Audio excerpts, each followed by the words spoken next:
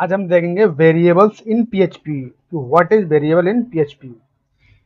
तो सबसे पहले हम क्या करते हैं, अपने इस फोल्डर में एक न्यू फाइल बना लेते हैं, index dot P H P.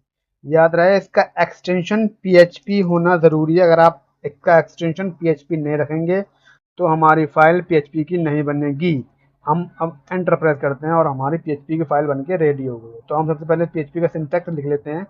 Opening PHP का ओपनिंग टैग एंड पीएचपी का क्लोजिंग टैग, और हम एक को प्रिंट करवा के देख लेते हैं कि हमारी फाइल प्रॉपरली चल रही है या नहीं चल रही है।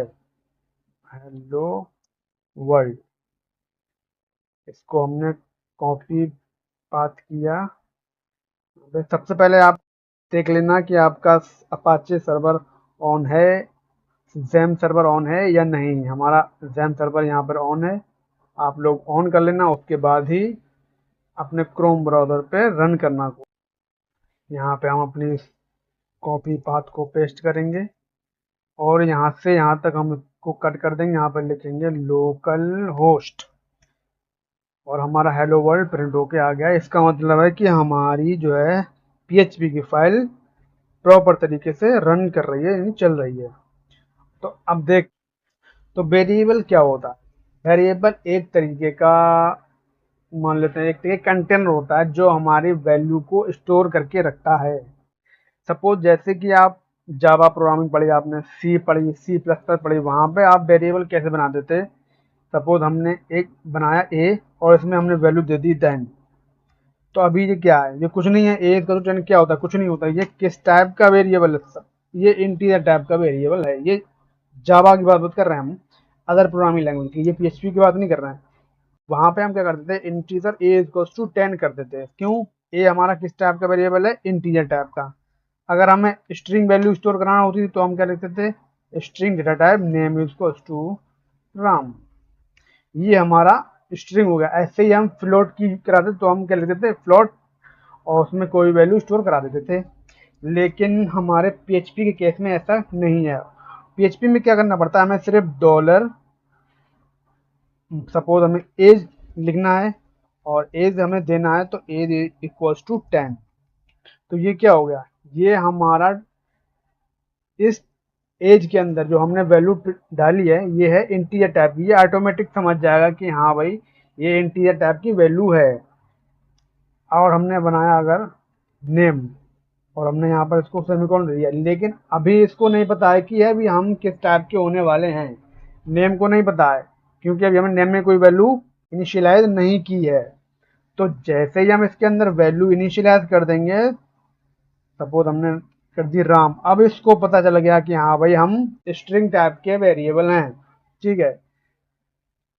ऐसे ही अगर हमें फ्लोट वैल्यू स्टोर कराना होती है तो हम क्या करते हैं, डॉलर, सपोज लिख दिया हमने यहाँ पर वैल्यू इक्वल्स टू 12.35। तो अब ये किस टाइप की वैल्यू बन गई, वैल्यू ये बन गई फ्लोट टाइप की।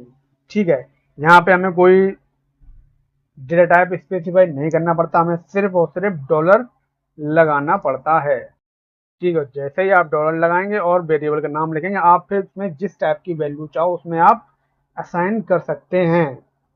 एक बार हम अपने इन वेरिएबल्स को प्रिंट करवा के देख लेते हैं। ठीक है। प्रिंट एको, एको से क्या होता है, हमारा जो भी हमें जो कुछ भी हमें डिस्प्ले प्रिंट कराना होता है वो हम एको के थ्रू अपने डिस्प्ले पे प्रिंट कराते हैं। ठीक है। तो हम सबसे पहले अपना एज को प्रिंट करवा लेते हैं और सेमीकोलन लास्ट में जरूर दें, क्योंकि सेमीकोलन से ही पता चलता है कि हमारा ये स्टेटमेंट कंप्लीट हो चुका है। एको डॉलर नेम,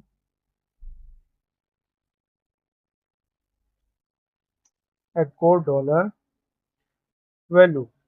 अब हमारे ये 3 वेरिएबल्स प्रिंट हो जाएंगे। ठीक है। हमने इसको सेव किया और कॉपी पाथ तो हमारा ऑलरेडी है यहाँ पर, और यहाँ पर हमने एंटर प्रेस किया और हमारी पहली वैल्यू राम आ गई, 10 आ गई। दूसरी स्ट्रिंग की थी वो राम आ गई, तीसरी फ्लोट की थी वो 12.5 आ गई। ठीक है। अब आप इसमें 12.5 आ चुकी है। ठीक है। हम इस स्टेटमेंट को एक सिंगल लाइन में भी लिख सकते थे। कैसे, इको डॉलर एज डॉट लगा के कॉन्केटिनेट करेंगे एक, और इस वी आर से एक न्यू लाइन, फिर डॉलर लगा के कॉन्केटिनेट करेंगे डॉलर नेम, फिर डॉट लगा के कॉन्केटिनेट करेंगे और यहाँ पर एक न्यू लाइन के लिए बी आर टैग लगाएंगे और यहाँ पर से हम फिर से देंगे वैल्यू और सेव करेंगे। यहाँ पे आए, सॉरी लाइन नंबर 7 में एरर है, एज, ठीक है, और डबल कोट मिसप्रिंट हो गया था। हमारी 10 राम और 12.5 वैल्यू प्रिंट होकर आ चुकी है।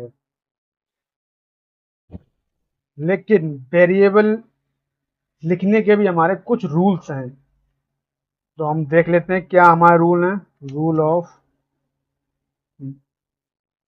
वेरिएबल, ठीक है, हमारे जो वेरिएबल लिखेंगे हम उसके क्या क्या रूल्स होते हैं। स्टार्ट वेरिएबल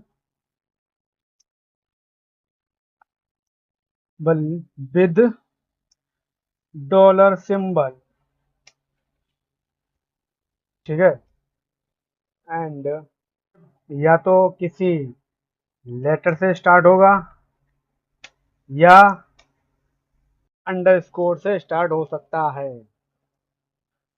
वेरिएबल जो है can not start with number, हम वेरिएबल को किसी नंबर से स्टार्ट नहीं कर सकते, ठीक है।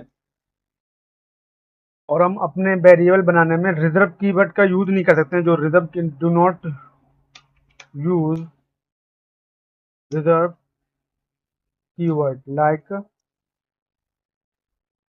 इफ। तो ये था हमारा आज का वीडियो, अगर आपको पसंद आया तो please like share subscribe my channel.